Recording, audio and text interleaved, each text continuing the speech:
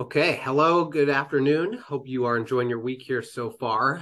We have a ton going on this week. We got job market continuing to show strength.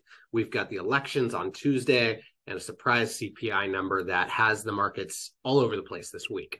My name is Brandon Steele, financial advisor with Mainsail Financial Group here in Bellevue.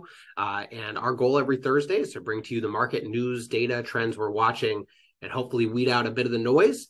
As you can see, I am back in the office here today, so excited to be back in after kind of a short little trip to San Diego for a conference with a good chunk of the team. So happy to be back in the office, and obviously there's been a lot going on over the last few days, so a lot to share here today.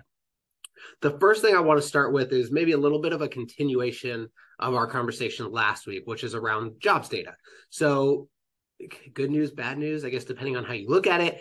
Good news was on Friday. Non-farm payrolls actually showed adding 261,000 jobs in the month of October. So it's a good sign of the labor market, showing some strength. This also is starting to maybe show that the ADP employment report may be a little more accurate since they have revamped it. But, it's funny. I mean, this is a great sign, even with all the layoff talks we're hearing from Facebook, from Microsoft, you name it. But remember that the market doesn't really like a strong jobs market right now because of all the fears around the Fed. So we're in this very weird situation where, again, good news is bad news, so to speak. We'll talk about CPI here in a minute, but generally good news seems to be bad news, especially around the labor market specifically. All right. This week, though, we also had obviously a very big day on Tuesday. So Tuesday was election day. It still remains to be seen exactly what the aftermath is going to be. By the way, join us next Thursday on the 17th at 5 p.m. We're going to be talking about the impacts of the election and what that may mean moving forward.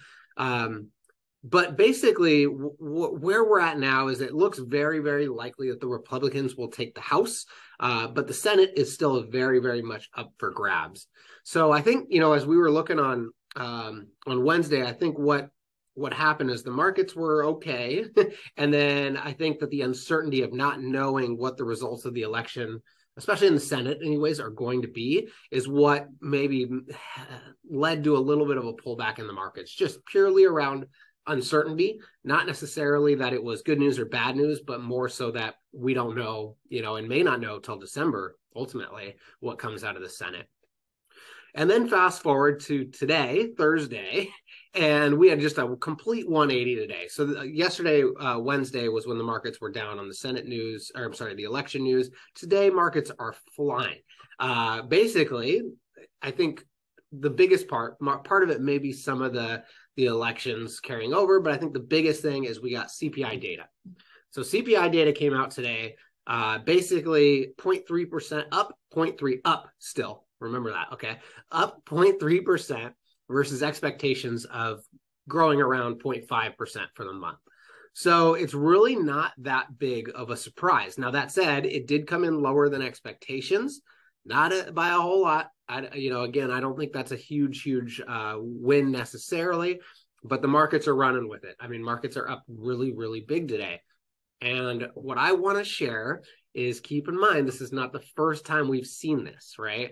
So what was that, 2 months ago, when we had two data points prior to the Fed decision, there was a lower CPI data point that came out in 1 month than expected, and everybody went crazy, markets went crazy, and then the next month it was higher than expected, and markets completely pulled back.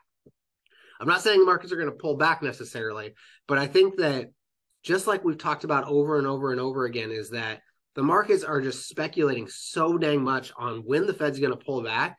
And I think that it's ill-advised to try and chase that too much, because I think at the end of the day, the Fed has been very clear they're going to communicate what's going on.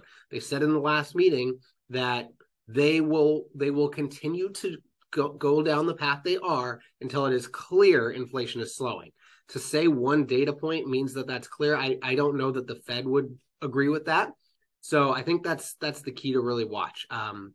And again, I'm not saying that the markets couldn't keep going, especially if the Fed does pull back.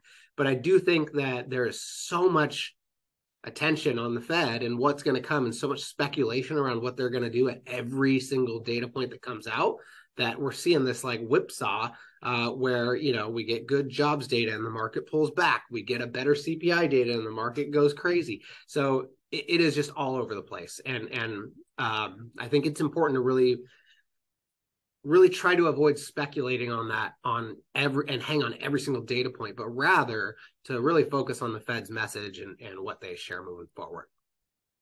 Okay, all that. Next week, we've got a little bit lighter week, but still some things to touch on. We've got producer price index, retail sales, which is really important, the consumer, basically, and housing data. So we'll make sure to share that with you next Thursday at 3.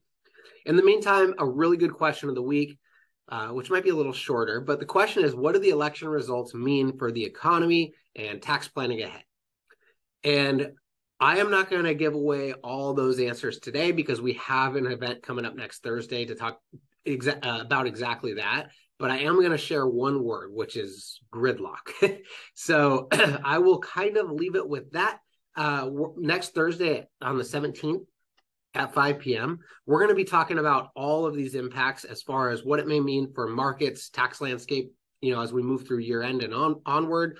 But also sharing just some more tried and true year-end planning strategies as we kind of move into 2023 as well.